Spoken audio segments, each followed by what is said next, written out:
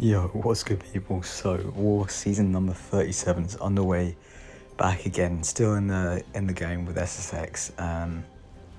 So I believe at the end of last season I said I wasn't quite sure what I was gonna do yet. Obviously, as you can see, I've made up my mind and decided to stick with it for another season, see how things go. So this first war of the season, we're up against Alliance. I believe they're called Indian Alliance or something along those lines.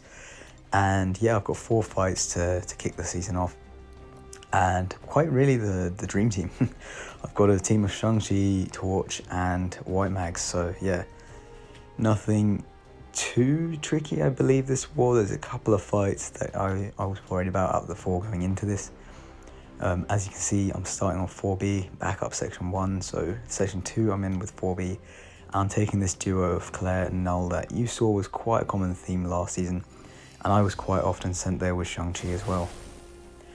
But yeah, so first up we've got Claire, and then we've got that Knull fight that, if you saw my war videos at the end of last season, I believe there were 2 wars towards the end of last season in a row where I dropped an attack bonus to that Knull, and it was quite annoying. A fight that I was so confident with going wrong, and then in off season it didn't get much better as well. I had a few attempts to try and practice that fight, and just for whatever reason my timing with the Knull special 2 is off. But yeah, we'll talk more on that fight when we get to it. Here we've got Claire. Of course, we're boosted up, we're taking this season seriously from the offset. We want to get that Masters push this time round. The war rewards have been buffed as well. So we are boosting. As you can see here as well, this one started quite well, quite clean, and then this there, just getting caught on a dash back. But yeah, nonetheless, we go back in with a stun Wushu into cleanse again, and she was pretty much down already by this point, quite low on health, and yeah, really those boosts do make a big difference, because you can get a lot more damage in as the fight goes, and know that the first special 2 is pretty much going to kill. So yeah, there's a little less room for error there. So now we are back for this Knull fight, and as you can see, getting my duels in before, they were going super clean. I think I've got that special 2 timing down again, worked out. That's why we duel, right? You know, you get that practice, get your rhythm again, and most importantly, try and get that confidence back in this case. But yeah, you know, it can go well in duels sometimes, and then, you know, you can be absolutely dead on the money in your duels, go into the actual fight and just, you know, throw it away completely. So going into this one, I had a bit of confidence regained from those duels, but still I was just anxious, because this is obviously the first chance to kind of make up for those ones, get revenge, as they say. And you know, we get our early ends. You know, this phase here is important to kind of push Knull to special 2, and he's unblockable, so you just want to get your combos in, get that stun Wushu into his block, get the cleanse up, and just, yeah, kind of keep the fight going. We get to our special 2 here and get the kill. Like I say, the boosts make a huge difference. 1 special 2 has killed him, and I've only had to bait the 1 special 2 there from him as well, get the perfect dex on it, and thankfully, you know, huge relief to get that one down nice and clean. So 3rd fight of the war, and you know, penultimate one, we've kind of had 2 Shang-Chi fights, we've now got 2 Torch fights, 2 mini bosses to finish the war. This first one is against a Wong on the Stun and Reflection mini boss. So the idea is obviously do not use my pre-fight, because I want those incinerates available to me. And with Wong, there's kind of two main things to worry about in this fight. He's a champion I wasn't too familiar with, so it was something I had to kind of do a bit of reading on his abilities. And obviously he has this unstoppable, I think when he throws a heavy, it's a passive unstoppable that triggers. So, you know, with my first in this fight trying to bait there, I immediately forgot about not, you know, going to punish that first heavy. Thankfully we got an invulnerability on, and I guess him hitting into me is giving me a couple smolders, so, you know, early on in the fight it's not the end of the world, but here we're getting a bit backed up. Thankfully get my in. And here again, you know, it's just not quite lined up very well for me. I've got my back to the wall, and he's now reached a special 3. Thankfully, we still have, I think, about 1 hit left in the invulnerability, so we can use it to eat the special 3 here.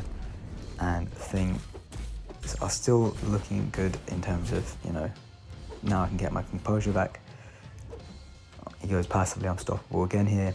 And now, so that was one of the 2 things I was saying to watch out for. The second is his, you can see here he's now on 85, so I think his spell charges or something like that, can't remember what they're called, but basically when that hits 90, you're going to take damage back if you hit into him.